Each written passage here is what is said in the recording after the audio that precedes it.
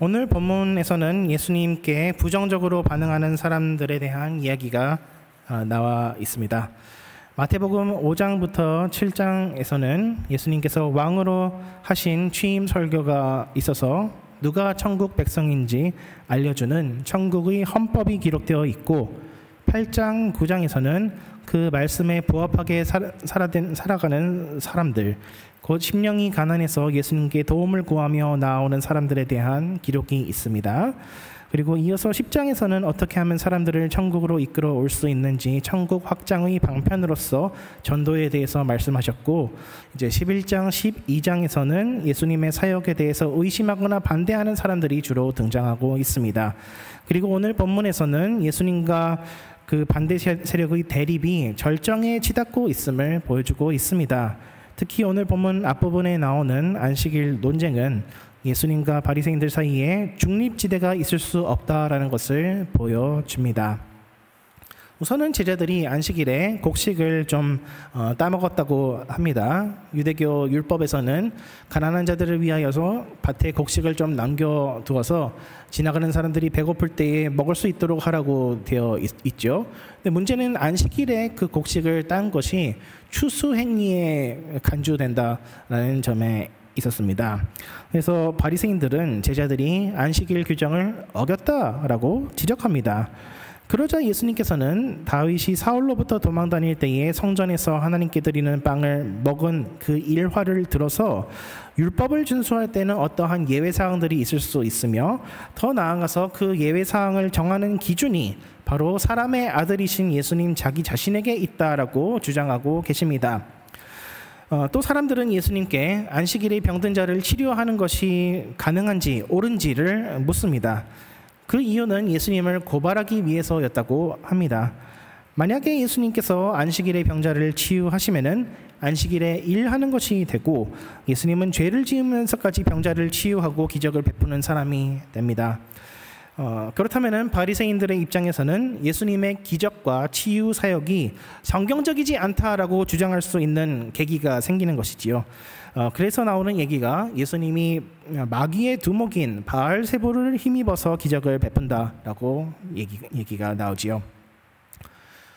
여기에 대해서 예수님께서는 당시의 풍습을 근거로 하여서 반박하십니다. 안식일에 일하는 것이 불법이라고 한다면 너네는 왜 안식일에 가축이 위험에 빠졌을 때 구덩이에서 빼내거나 하는 것이냐? 라고 하는 것이죠. 유대교 랍비들은 가축이 구덩이에 빠졌을 때에 만약에 안식일에 빠졌다고 한다면 가축을 끌어내어서는 안 된다라고 얘기를 했기 때문입니다. 다만 가축이 죽으면 안 되니까 연명할 수 있도록 물과 먹이를 제공하는 것은 가능하다라고 했습니다. 그런데 그것을 실천한 사람이 거의 없었습니다. 그럼에도 불구하고 바리새인들은 백성들이 그렇게 구덩이에 빠진 가축이 생겼을 때에 안식일이라고 할지라도 꺼내는 것을 그냥 묵과했던 것이지요. 근데 예수님한테만 그렇게 특별하게 그런 기준을 달리하고 있으면 안 된다라는 것을 지적하신 것입니다. 오늘 본문을 읽으면서 우리가 착각하기 쉬운 것은 바리새인들이 무슨 대단한 죄인들처럼 생각하기 쉽다라고 하는 것입니다.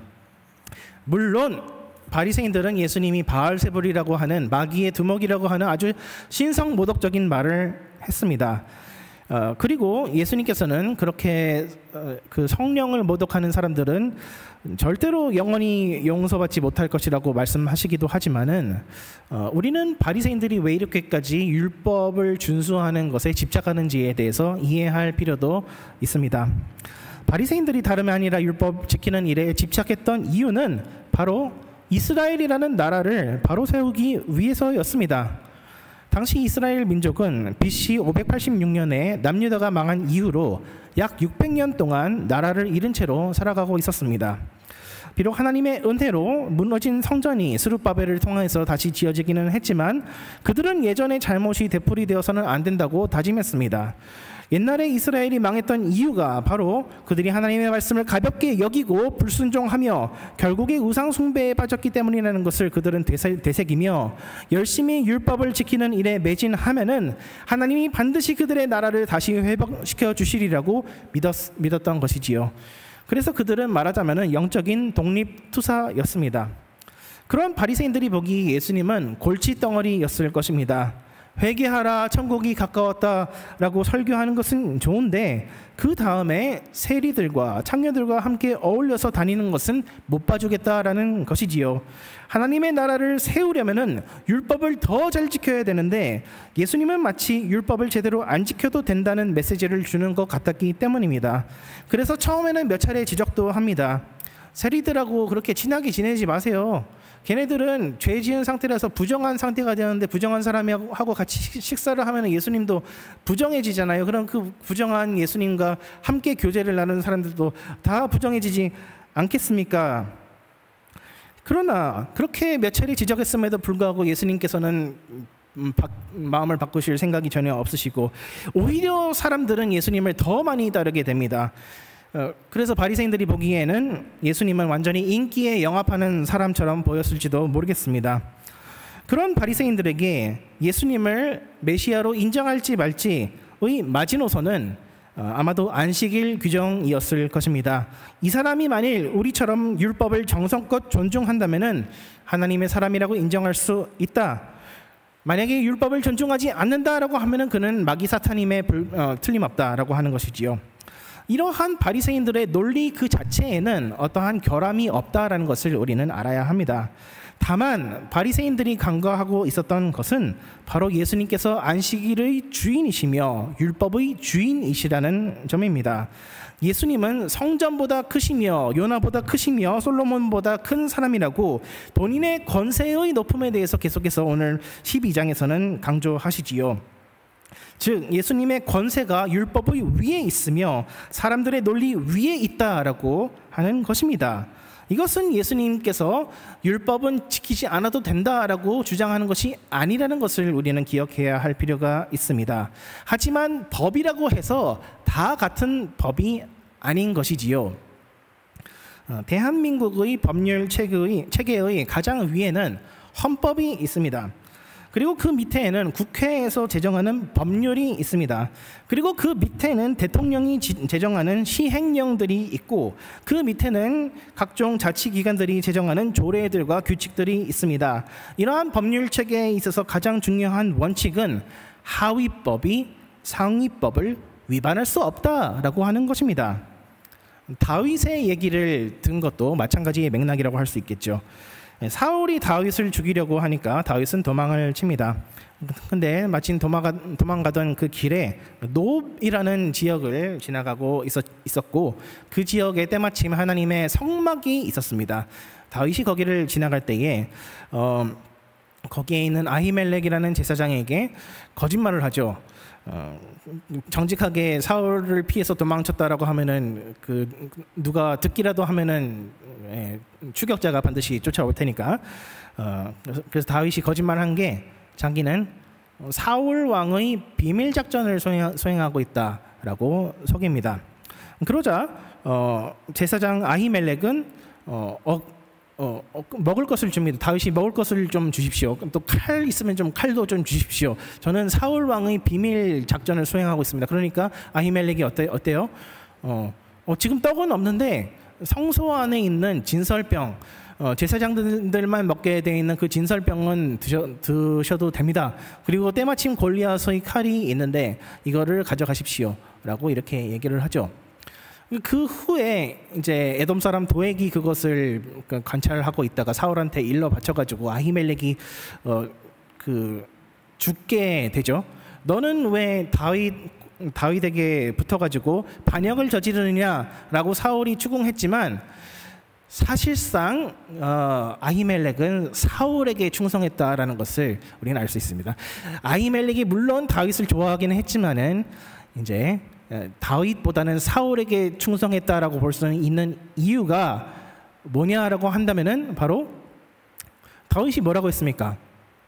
내가 지금 배고픈데 내가 사울의 비밀 작전을 수행하고 있으니까 나에게 떡을 주고 칼을 주십시오라고 하니까 아히멜렉은 사울 왕은 하나님이 기름 부으신 메시아이기 때문에 비록 성소에서 그 진설되어 있는 떡들은 제사장들밖에 먹지 못하지만 그래도 지금 드리겠습니다. 왜요?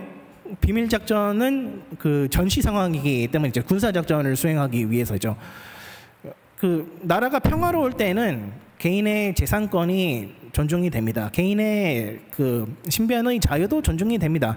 그러나 나라가 전쟁 상태에 빠지게 되면은 계엄령이 내려지게 되고 국가에서 나라 각 사람의 재산과 각 신변에 대해서 주장할 수 있는 권리가 갑자기 생겨나는 것입니다. 왜냐하면은 그 전쟁 상태에서 계엄령이 다른 여타의 모든 법들보다 위에 있기 때문이죠. 그래서 예수님께서는 이 다윗의 이야기를 하시면서 율법이라고 다 같은 율법이 아니라 때와 장소에 따라서 그것도 그 예수님이 그냥 마음대로 그 바꾸는 그런 것이 아니라 더 상위의 율법이 있다라는 것을 근거로 해서 얘기하고 있습니다. 그리고 그 상위의 논리가 바로 예수님 자신이라고 아주 담대하게 말씀하십니다. 바로 인자가 안식일의 주인이다. 인자가 율법의 주인이다. 그러므로 너희는 내 말을 들어야 한다라고 말입니다. 여러분이 바리새인이라면은 이 말을 들었을 때 어떻게 반응하시겠습니까? 그런 바리새인들의 입장에서는 그럼 무슨 근거로 우리가 당신의 말을 율법보다 더 상위에 있는 법으로 지켜야겠냐라고 묻는 것은 어쩌면은 당연한 논리적인 수순이지요. 이때 예수님께서는 요나의 기적에 대해서 말씀하십니다. 아수르의 니느웨의 저 악한 사람들이 요나가 고작 하루 동안 회개하라고 설교하니까 온 성읍 전체가 금식하고 베옷을 입고 회개를 하여서 하나님께서 내리기로 작정하신 그 재앙을 내리지 않게 되었습니다. 그런데 그렇게까지 니느웨 사람들이 요나의 말을 잘 들을 수 있었던 이유가 바로 물고기 뱃속에서 3일 동안 있다가 다시 살아났기 때문이지요. 요나가 무슨 옷을 빨 시간이 있었겠습니까? 요나가 무슨 샤워를 할 시간이 있었겠습니까? 그 생선 비린내 나는 몸으로 니느웨 성을 돌아다니면서 말씀을 증거할 때 회개해라, 회개 안 하면 나처럼 된다라고 하니까 니느웨 사람들이 아주 겁을 먹어가지고 하나님 앞에 경외하는 마음으로 회개했더니 하나님이 그 벌을 돌이키신 것이지요. 무슨 근거로 예수님을 모세의 율법보다 더 상위의 존재로 여길 것인가의 질문에 대해서 예수님께서는 요나의 기적, 곧 당신께서 십자가에 달려 죽으시고 3일 만에 부활하실 기적을 제시하셨습니다. 그리고 이러한 점은 바울이 로마서 7장에서 말씀하는 내용과 일치합니다. 곧 율법은 사람이 태어나서 죽을 때까지만 유효하지 죽고 나서도 사람을 지배하는 법은 없다라는 것이지요. 예수님을 믿는 사람은 그분과 연합한 자가 되었기 때문에 예수님이 죽을 때에 죽음의 심판을 나도 이미 받은 것이 됩니다. 그렇기 때문에 우리는 더 이상 율법의 정죄에 있지 않게 된 것이지요. 오히려 예수님의 부활 생명에 연합한 자가 되어서 우리는 하나님을 위하여서 열매 맺을 수 있는 삶을 살아가기 시작한 것입니다. 그러므로 갈라디아서 2장 20절에서는 다음과 같이 말씀하지요. 내가 그리스도와 함께 십자가에 못 박혔나니 그런즉 이제는 내가 사는 것이 아니요 오직 내 안에 그리스도께서 사시는 것이라. 이제 내가 육체 가운데 사는 것은 나를 사랑하사 나를 위하여 자기 자신을 버리신 하나님의 아들을 믿는 믿음 안에서 사는 것이라. 갈라디아서 2장 20절의 고백은 사도 바울이 너무나 큰 은혜를 받았기 때문에, 그래서 사도 바울이 특별 대우를 받았기 때문에 그러한 고백을 드릴 수 있었던 것이 아닙니다. 원래 율법대로라면은 우리 모두는 심판을 면하지 못했을 사람들인데 예수님께서 사람의 몸을 입고 우리 대신에 죽임을 당하시고 우리를 위하여서 부활 생명을 얻으셨으니 당연히 주님과 함께 죽고 주님과 함께 사는 삶을 살아가야 된다라고 이야기하는 것이지요. 그러니까 예수님께서 안식일의 주인이시며 율법의 주인이시라는 것을 바울도 고백하는 것입니다. 모세의 율법에 하자가 있는 것이 아니라 예수님의 말씀이 그분의 십자가 사역 때문에 더 상위법이라는 이야기입니다. 그리고 바리새인들의 죄는 바로 이 상위법으로서의 예수님의 말씀을 거역한 데에 있습니다. 마지막 날에 니느웨 사람들과 남방여왕 스바가 일어나서 바리새인들의 세대를 정죄하는 이유는 요나와 솔로몬보다 더 큰 분으로서 예수님이 오셨는데도 불구하고 그를 영접하지 않았기 때문입니다. 결국 율법의 핵심은 가장 상위법으로 있는 예수님의 복음의 말씀을 받아들이는지 아닌지에 있으니, 곧 예수님께서는 나와 함께하지 않는 자들은 다 예수님을 반대하는 사람들이라고 얘기할 수 있는 근거가 바로 그러한 점에 놓여 있는 것입니다. 그리고 그 이후에 예수님의 가족에 대한 일화가 나오는 것도 마찬가지의 맥락이라고 볼 수 있을 것입니다. 어떻게 어머니와 형제들이 그렇게 예수님을 찾는데도 불구하고 예수님이 꿈쩍도 하지 않을 수가 있냐라는 그 질문에 예수님의 뜻대로, 그리고 하나님 아버지의 뜻대로 순종하는 사람이 더 상위 개념으로서의 가족이라는 것을 말씀하고 계신 것이지요. 바리새인들은 예수님이 율법의 주인 되신다라는 것을 거부했기 때문에 그들의 죄는 더욱더 무겁게 되었습니다. 왜냐하면은 누구든지 율법을 지킴으로써가 아니라 예수님을 믿음으로써만 구원을 받을 수 있는데, 바리새인들은 자기도 예수님을 믿지 않을 뿐만 아니라 예수님을 바알세불이라고 부름으로써 다른 사람들도 구원받지 못하게 만들기 때문입니다. 마태복음에서는 예수님을 바알세불과 연결시키는 내용이 오늘 본문에서 세 번째로 언급되고 있습니다. 그리고 이 세 번째에 이르러서 예수님은 드디어 인자를 모독하는 자는 용서를 받아도 성령을 회방하는 자는 용서받지 못할 것이라고 말씀합니다. 이것은 율법의 주인 되신 예수님께 대한 의도적이고 지속적인 반대에 대해서 말씀하신 것입니다.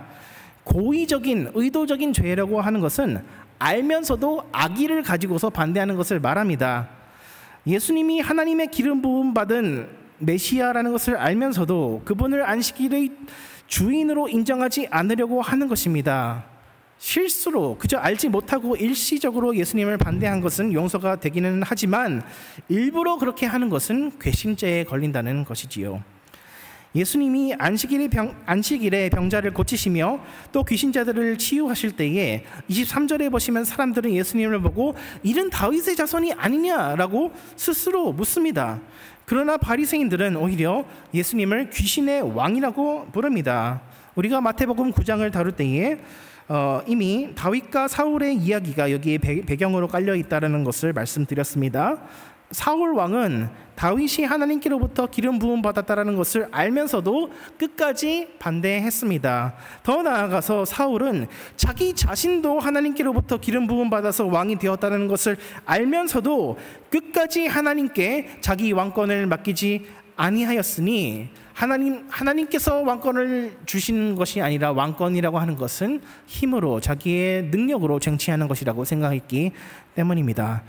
물론 하나님은 계속해서 사울의 마지막 순간까지 그를 부르셨습니다. 회개하라고 기회를 여러 번 주셨습니다. 그러나 사울은 성령의 기름 부음을 죽을 때까지 거부하였습니다. 그리하여서 사울은 버림받은 자의 표본이 되었습니다. 하나님은 율법의 주님이시며 구원의 주님이십니다. 하나님은 항상 우리를 초청하십니다. 하나님의 천국 잔치에 초대받지 않은 사람은 아무도 없습니다. 죄인이 죽는 순간까지도 하나님은 계속해서 회개하라고 부르십니다. 그러나 예수님을 믿는 것은 오직 성령님께서 우리의 마음을 만져주셔야지만 우리가 예수님을 믿을 수가 있습니다. 그리고 멸망받는 사람들은 성령님의 이 은혜를 거부하는 것입니다. 아니, 내가 혼자서도 잘할 수 있는데 왜 성령님이 마음을 만져주셔야지만 구원을 받을 수 있다는 것입니까? 나는 그런 하나님을 믿지 않겠습니다 라고 사람들은 얘기할지도 모르겠습니다. 그러나 한 가지 기억하실 것은 성경 그 어디에서도 사울 왕이나 가룟 유다와 같은 이러한 불신자의 표본으로 사용된 자들 말고는 내가 지옥 가기로 예정된 사람이라는 것을 확인할 길을 알려주지 않는다라고 하는 것입니다. 성경에서 구원의 확신은 인정합니다. 에베소서 등에서 하나님께서 예정하신 것을 우리에게 알리셨다라는 이야기를 계속해서 신약 성경에서는 합니다. 그리고 신자들은 성령님의 인치심을 받은 자들이다. 우리는 하나님께서 도장 찍음을 받은 사람들로서 반드시 구원을 받게 된다. 거기에 대한 우리의 확신을 가질 수 있다라는 것을 얘기합니다. 그러나 성경에서는 유기의 확신, 버림받음의 확신이라는 것에 대해서 절대로 얘기하지 않고 오히려 거기에 대해서 완전히 침묵하고 있습니다. 즉, 이 말은 물론 성령을 회방한 사람은 죽어서도 용서받지 못한다, 영원히 용서받지 못할 것이라고 얘기는 합니다. 그런데 내가 성령을 회방했는지 안 했는지 그것을 확인할 길이 없다라고 하는 것입니다.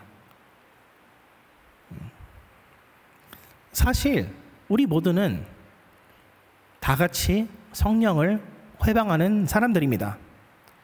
죽음에서 부활하신 예수님만이 율법의 주인이십니다.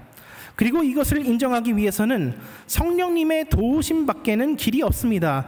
그러나 죄된 인간의 본성상 성령님께서 인간의 구원의 전권을 쥐고 계신다라고 하는 것을 인정하는 것이 쉽지가 않습니다.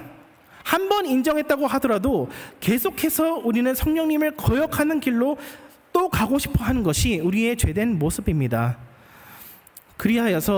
그러므로 대놓고 고의적으로 지속적으로 성령님을 회방하는 자들이나 은밀하게 성령님의 주도권을 무시하며 내가 구원과 율법의 주인이 되려고 하는 우리 자신이나 매한 가지로 구원받을 자격이 없는 자들입니다. 사람의 구원이 오직 성령님의 주권에 있다라고 인정할 수 있는 자들은 아무리 자격 없어 보이는 사람이라고 할지라도 하나님께서 능히 구원하실 수 있다라고 고백할 수 있습니다. 예수님은 안식일의 주인이십니다. 유대인들은 6일 동안 일한 후에 7째 날에 안식일을 지키지만 기독교인들은 일주일을 안식일로 시작한 후에 6일을 살아갑니다. 구약 율법에서는 율법을 다 지킨 사람만이 그것에 대한 상급으로서 구원을 받게 되어 있지만 신약 성경에서는 구원이 먼저 은혜로 주어지고 우리는 구원에 감사하는 힘으로 6일을 살아갑니다. 바리새인들은 자기들에게 아직 구원이 없다라고 생각했기 때문에 안식일을 율법적으로 지켜서 하나님께 내가 이렇게나 열심히 율법을 지켰으니까 나라를 좀 독립시켜 주세요라고 요구했습니다. 그러나 안식일의 주인이신 예수님께서는 마음이 가난한 자들에게 값없이 안식일의 복음을 주시려 하였습니다. 사람은 누구든지 자기의 힘으로는 안식할 수 없고 오직 하나님이 은혜로 안식을 주실 수 있다라는 것을 보여주기 위해서였지요. 우리가 믿는 데에는 순서가 아주 중요합니다. 하나님이 먼저 나를 구원해 주셨기 때문에 내가 감사해서 순종하는 것이랑 아직 구원 안 해주셔서 구원을 받아내려고 순종하는 것이랑 천지 차이입니다. 우리가 보기에는 종이 한 장 차이라고 할지라도 하나님이 보시기에는 성령을 회방하는 극악무도한 신성모독일 수 있는 것입니다. 다니엘서 11장과 12장에는 아주 기가 막힌 일들이 적혀져 있습니다. 멸망의 가증한 것이 하나님의 거룩한 성전에 서게 될 것이며 하나님의 교회는 거의 멸망하여서 없어진 것처럼 될 것이라고 되어 있습니다. 그럼에도 불구하고 하나님의 백성들은 하나님을 아는 지식 때문에 강하여 용맹을 떨치리라고 말씀하고 있는데요. 바리새인들은 이 구약 그 외경인 마카비서에 기록된 그런 박해를 경험한 사람들이었습니다. 그들은 하나님의 교회가 다시는 우리의 불순종 때문에 망하면 안 되겠다라고 생각했습니다. 그러나 그렇게 생각할 때에 오히려 그들은 예수님의 원수인 적 그리스도가 되어버렸습니다. 여러분은 교회가 망해도 하나님이 영광 받으실 수 있다라는 것을 믿으십니까?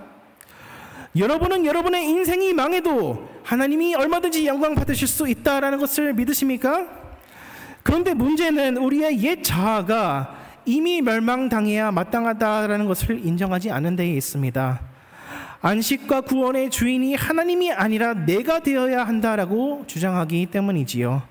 안식과 구원의 주인이 나라고 한다면은 우리는 몇 가지 율법 조항들을 정해두고 그것을 잘 지켜내기만 하면은 성공할 수 있다라고 생각하게 됩니다.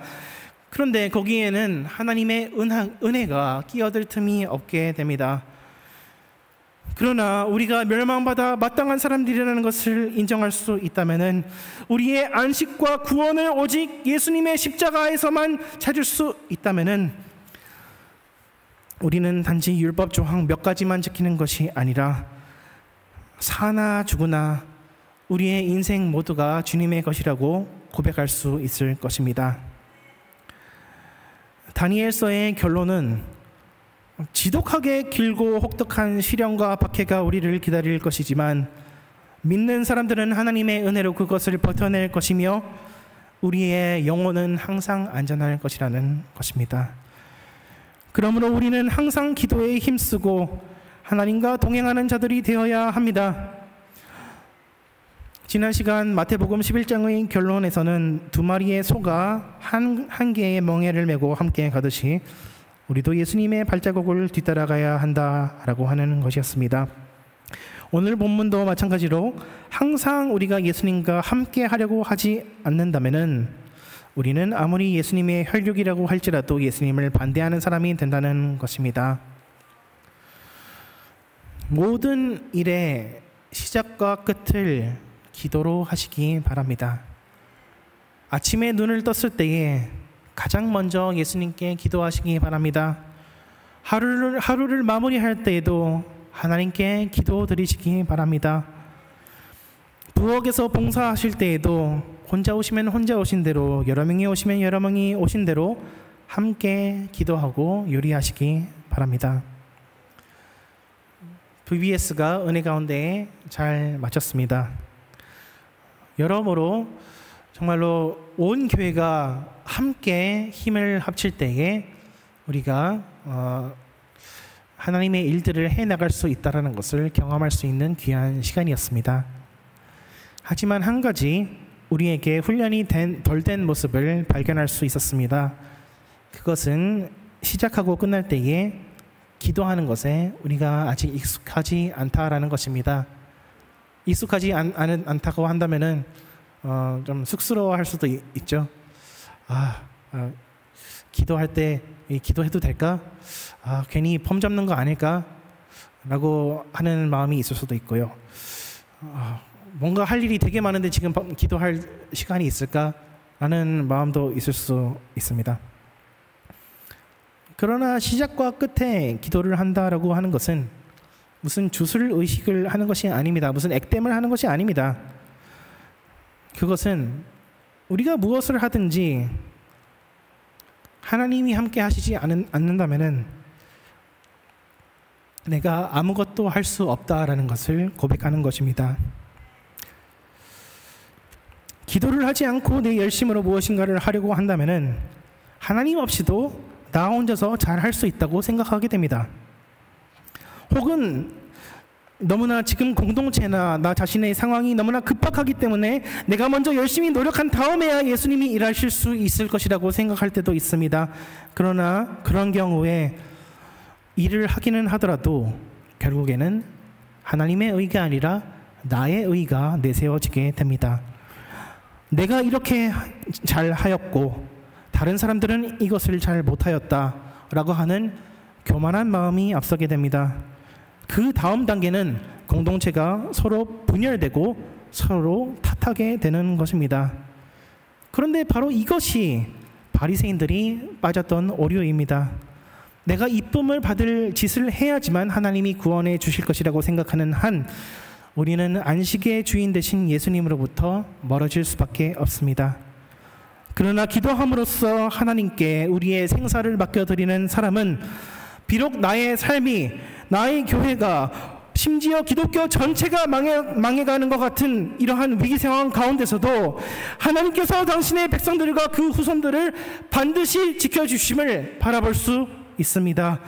그리고 무엇을 하든지 하나님 안에서 하나님과 동행하며 행하려고 합니다. 안식과 구원의 주인 되신 예수님께 우리의 모든 것을 맡겨드리는 저와 여러분 되시기를 주님의 이름으로 축원드립니다. 기도하시겠습니다. 하나님 아버지, 우리는 아무것도 할 수 없습니다. 주님, 늘 성령 충만하게 하여 주시사 우리의 연약함을 늘상 바라보게 하여 주시옵소서. 오직 하나님만이, 하나님의 능력만이, 하나님의 사랑만이 우리를 구원하실 수 있다라는 것을 의지하게 하여 주시옵소서. 감사드리며 예수 그리스도 이름으로 기도드리옵나이다.